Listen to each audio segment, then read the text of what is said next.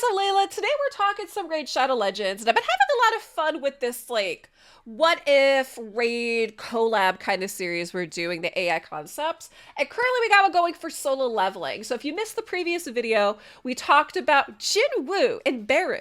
And if they were both in Raid, you know, where would they be? What would their kits look like?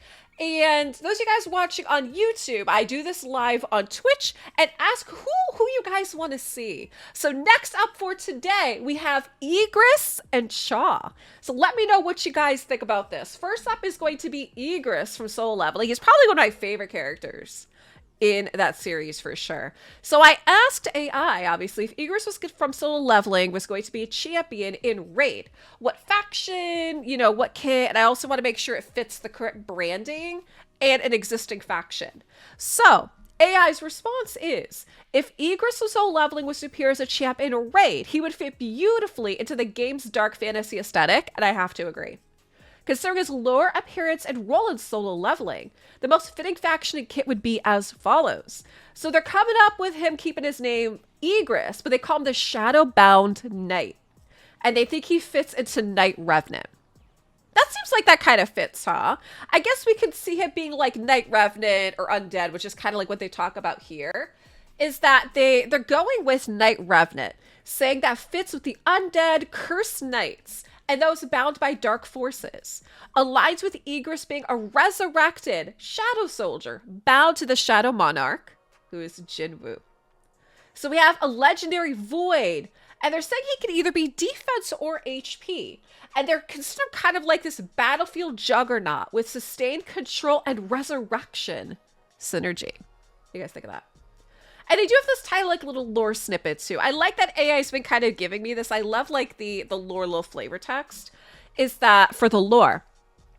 Once a proud knight who fell in an ancient war between dimensions, Igris was bound in eternal servitude by the Monarch of Shadows. Now he moves with unwavering loyalty, a sword of midnight flame, and a body unburdened by death. The Knight Remnant faction welcomed him not as a slave, but as a sovereign among shadows. Okay, I like it. I think they did a good little flavor text for him. And here's his skills. So A1, we have Shadow Fang. It attacks an enemy with a 30% chance of placing a provoke. If the enemy's under a debuff, the chance increases to 50%, and his damage is going to scale on defense. And so it says here for a little flavor text on that ability is, Igris doesn't speak, his blade does. A2 is Obsidian Onslaught with a 4-turn cooldown.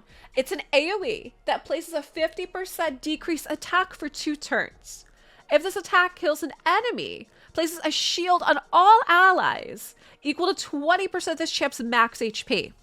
And so they kind of have an idea for a visual on this one, as they said the visual should be a sweeping cleave that has like a black-red shadow energy bursting from his sword. I think that fits. I like that they did that.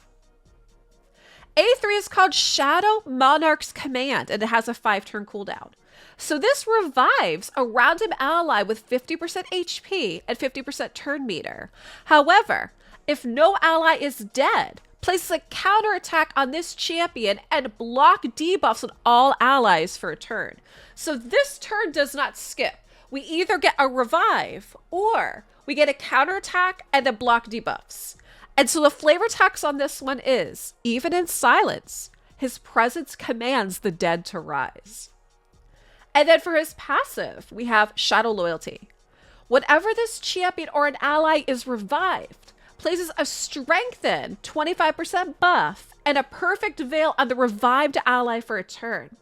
Also heals them by 50% of their max HP. So for the passive here, it says synergizes with other revived comps and are thinking really good for Doom Tower or Tag Team Arena. And his aura increases ally defense in all battles by 30%. So how they see his role is they see him being useful in Doom Tower hard for control and sustain.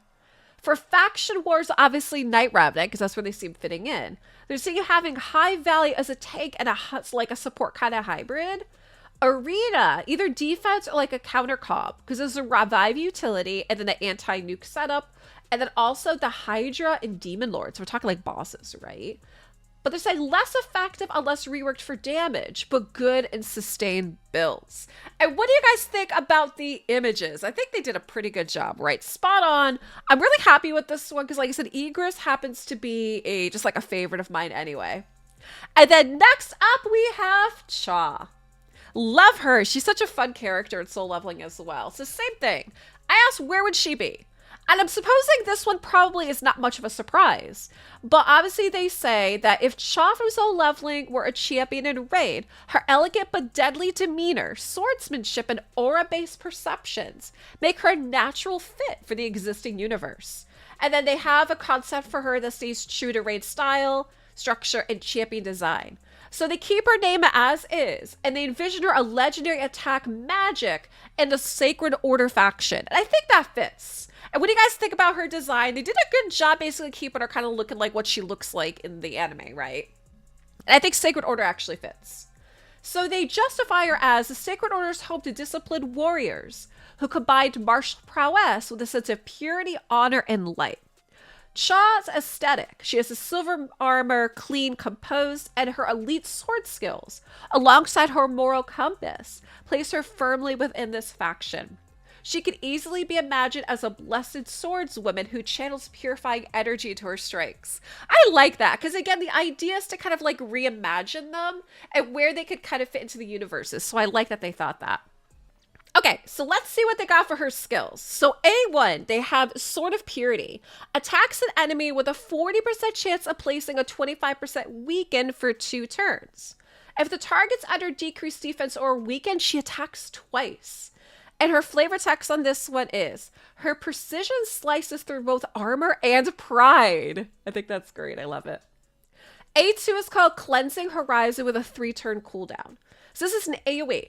Places a 50% increased attack and 30% increased crit rate on this champ for 2 turns before she attacks. If this champion has any buffs active, she ignores 25% of enemy defense. And her flavor text is her aura sharpens her blade and dulls theirs. So they really set her up as like this damage kind of champ, right? A3 is Scent of Corruption with a 4-turn cooldown. Removes all buffs from all enemies and attacks them. Each enemy hit has a 75% chance of being stunned for a turn. Enemies killed by this skill cannot be revived. Her nose for evil is unerring and unforgiving. I like that they added that in, because again, if you guys are familiar with Solo Leveling, her set of smell has to do with her in there, right? I don't want to accidentally like ruin it for anybody that hasn't seen it. And her passive is called Silent Resolve. Whenever this champion is under fear, true fear, sleep, or a stun, removes it immediately and fills her turn meter by 30%. Also heals by 20% of max HP whenever an enemy champion is killed. Even fear dares not linger near her. I like her kit. They definitely made her like a strong swordswoman, right? And her aura is ally attack at all battles by 33%. That makes sense. That tracks. For her playstyle, they have her thriving in both PvE, so they're thinking like Doom Tower campaign and faction wars, as well as PvP arena. Her kit combines buff utility, debuff removal, crowd control, and anti-revive, which are very meta-relevant tools wrapped into elegant, agile attacker. All right, and I asked for like a little short like lore snippet, which they did. So this is what they have for her as the Silent Blade. Among the Sacred Order's most feared and revered warriors, Cha is known as the Silent Blade, a title whispered with both awe and apprehension.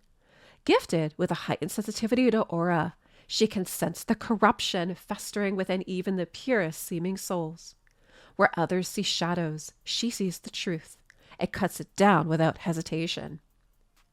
Her sword strikes not just with steel, but with intent, cleaving through lies, dark magic, and unrepentant evil alike. Though she walks among saints, her path is solidarity, her justice absolute. I do not need words, my blade speaks for me. I like what they did with her, guys. And, you know, listen, what do you guys think of her design? Drop me some comments down below. You know, what do you guys think about AI's envisioning for Igris and Cha from Solo Leveling into Raid? I think that they've done a good job. And like I said, I'm definitely a fan of this series, and so this one's really fun for me. Drop me some comments down below on who else from Solo Leveling would you like to see, and thanks for watching.